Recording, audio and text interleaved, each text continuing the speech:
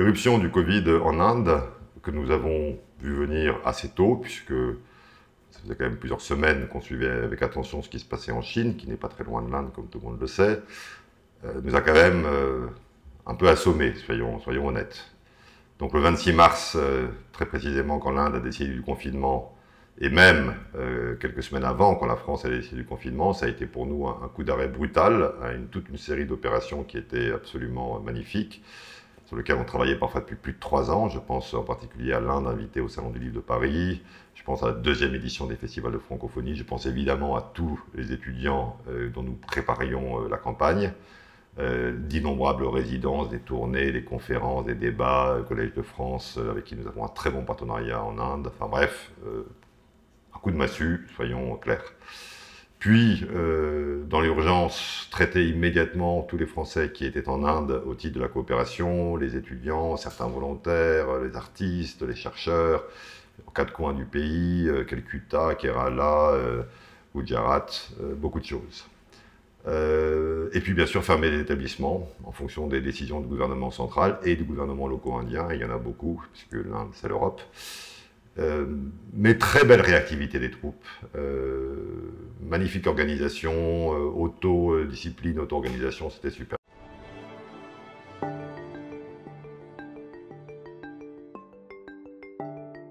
Maintenant, il faut penser à la suite. Je crois, comme je l'ai résumé il y a quelques jours, le meilleur d'avant, le meilleur de maintenant. Nous sommes encore, et en Inde, on le sera probablement jusqu'à la fin de l'année 2020 en ligne. Nous avons inventé énormément de choses, en puisant d'ailleurs très largement dans les ressources offertes par nos partenaires en France, et merci à l'Institut français pour tout ce que l'Institut a pu nous transmettre, et continuer à nous transmettre. Merci aussi pour les formations en ligne, c'est important. Et puis, quand les temps seront venus, il nous faudra reprendre le chemin qui est absolument indispensable du tangible, du présentiel, de l'émotion qu'on a à rencontrer un créateur, un artiste, une danseuse, une chorégraphe, un metteur en scène et ainsi de suite en vrai. Comme chacun sait, on a beau tous avoir les yeux sur nos écrans, c'est pas exactement la même chose. Et puis bien sûr, organiser le plus vite possible le retour ou l'aller de nos étudiants indiens vers la France, 10 000. On aurait été à 10 000 cette année, qui se compare avantageusement aux 98 indiens en France en l'an 2000, y compris dans des disciplines bien sûr artistiques. Tout ça, nous y travaillons d'arrache-pied, tout a lieu en ligne. Je crois que la coopération française dans le monde à partir de 2020-2021, c'est d'abord en ligne et puis passer au tangible, c'est-à-dire exactement l'inverse de ce que nous faisions avant, où nous étions d'abord en présentiel et nous accompagnions en ligne.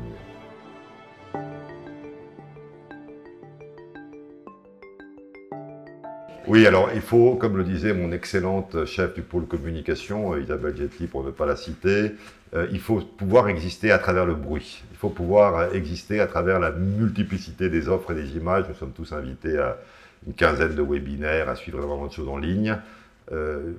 La marque France est une marque très forte. Elle est connue, elle est répertoriée.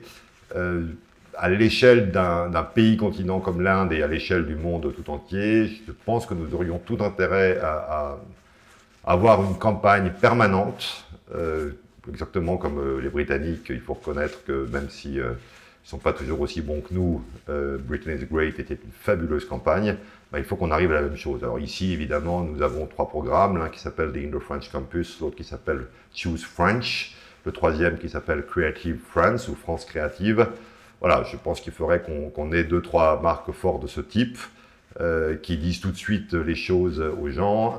Il faut du temps pour développer une marque, mais si tout le réseau s'y met, avec la multiplicité, les millions et les millions de followers, de spectateurs en ligne que nous avons, nous pouvons y arriver.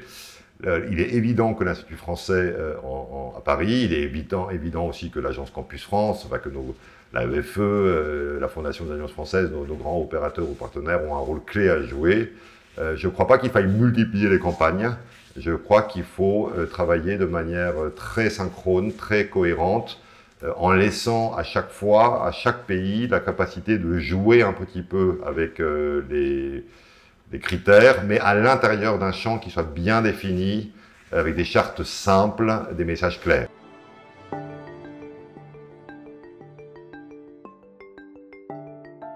programmation de demain, la programmation culturelle de demain, c'est bien sûr tout ce que nous avons fait depuis des mois maintenant, exactement 3 en Inde, c'est-à-dire oui, je visite le Louvre en ligne, et oui, comme c'était encore le cas le week-end dernier, des grands spécialistes de la photo en Inde et en France discutent. C'était en l'occurrence le Centre Pompidou et la Biennale de photo de Chennai. Et puis, dès que possible, et l'appui de l'Institut français restera évidemment crucial, des tournées. En Inde, nous avons arrêté une politique simple de diffusion, je pense que beaucoup de pays ont fait de même, enfin, beaucoup de réseaux ont fait de même, pour avoir une politique où la diffusion correspond, appuie, encourage ou souligne une coproduction, une co-création, avec l'idée bien sûr un jour que ceux qui se produisent ensemble en Inde puissent se produire ensemble en France. Ce que nous avons vraiment étraîné pendant Bonjour India 3, vaste opération, et ça a très très bien marché. Nous sommes, et l'Institut français là encore est très important, nous sommes un capteur et un passeur, disait le ministre des Affaires étrangères il y a quelques années. Nous sommes surtout une plateforme de partenariat. C'est à nous de monter les partenariats entre ceux qui pensent, ceux qui comptent, ceux qui créent, ou ceux qui va compter, ceux qui va penser, ceux qui va créer, parce qu'il faut aussi, bien sûr, penser au monde de demain et après-demain, avec, de part et d'autre de nos deux pays, voir, et on l'a beaucoup fait aussi, par exemple, dans le domaine du français, du développement durable, avec d'autres zones. Je pense en particulier, bien sûr, à la francophonie, je pense à la saison Africa, où nous avons, par exemple, des très très beaux exemples de coopération triangulaire possible dans le domaine du livre, dans le domaine de l'édition, dans le domaine des établissements scolaires et de leur participation à la réflexion sur le monde de demain. L'immense avantage de la crise que nous connaissons, c'est que parce qu'elle nous a imposé on va dire une vocation numérique, dont la temporalité va être longue, elle nous permet de nous adresser, elle nous permet de dialoguer, elle nous permet de faire entendre beaucoup de partenaires, de voix, de gens qui n'étaient pas nécessairement nos partenaires, ou que X ou Y connaissaient parce qu'on prenait le temps, comme moi, d'aller les voir là où ils étaient, mais que l'ensemble du réseau en Inde, ou l'ensemble tout simplement des acteurs concernés un peu partout dans le monde, ne voyaient pas. L'exemple que je citais précédemment du dialogue entre nos amis de la Biennale de photo de Chennai et Centre Pompidou est un bon exemple. Il se trouve qu'en Inde, disons le domaine culturel dans son sens large, éducation publique mise à part, est surtout un exercice qui vient de la société civile qu'accompagne l'entreprise. De ce fait, nous étions déjà avant la crise, dans le cadre d'un dialogue extrêmement fécond avec toute une série de représentants de la société civile. Tous les webinaires que nous avons lancés très récemment ont accentué cet effort, et nous avons vu la participation d'énormément de personnes que nous ne voyions pas nécessairement avant.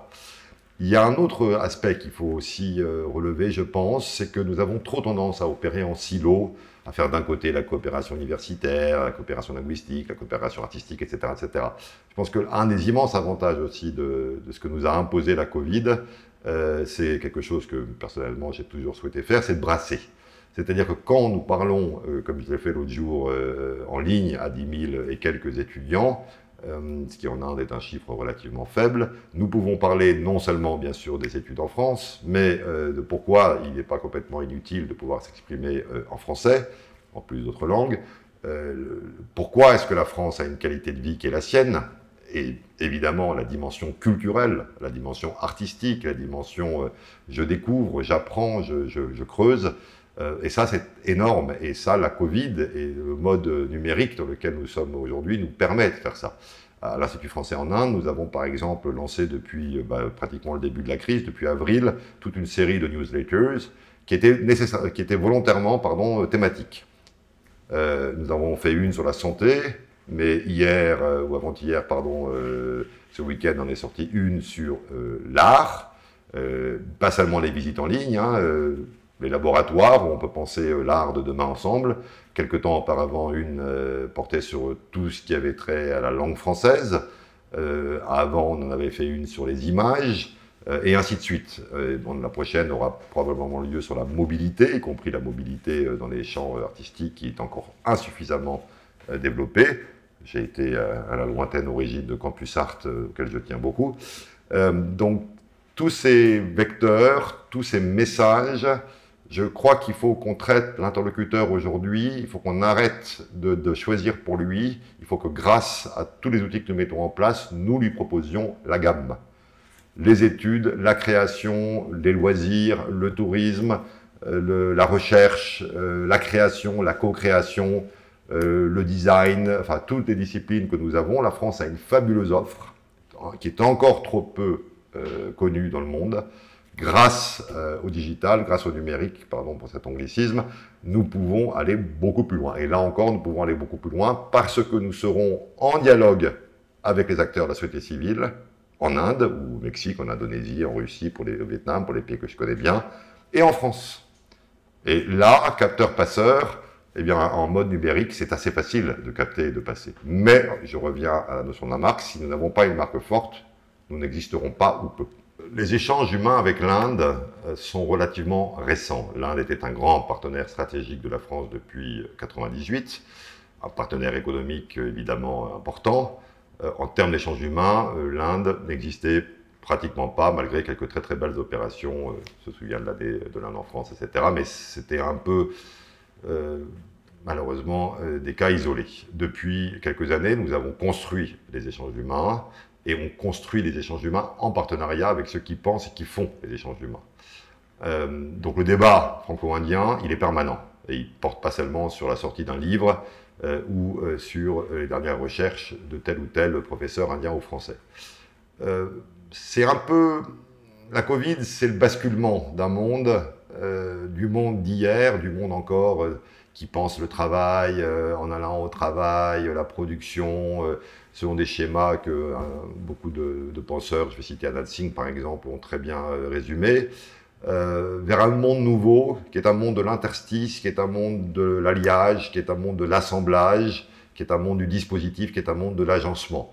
Et les services de coopération, le réseau de coopération français dans le monde, il est en réalité beaucoup plus agile, puisque c'est le terme à la mode, qu'il ne le croit. Parce qu'en fait, il sait très bien faire ça, il sait très bien agencer, il sait très bien assembler, parce qu'il parle à des partenaires ou à ceux qui vont devenir ses partenaires avec ses sources françaises.